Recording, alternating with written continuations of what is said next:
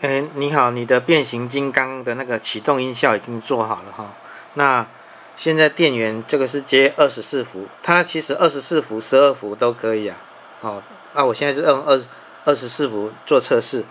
好，那这边有一个红黑线，这个红色的接正，黑色的接负，红色接正，黑色接负哦，红色接正极，黑色接负极。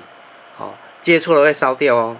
所以说你接错了烧掉，不能跟我讲说怎么不会响，哦，然后红色接正，黑色接负，另外白色这两条线，这个是接按键，那我随便帮你找一个按键，哦，这种叫做就是无段开关，它不会，它按下去放开它就关掉了，哦，所以说它每按一次就播放一次。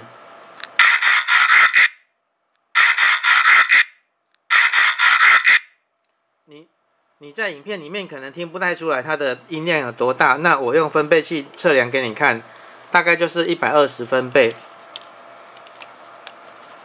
120，我们一般人讲话大概是70分贝啦，它120分贝其实蛮大声的。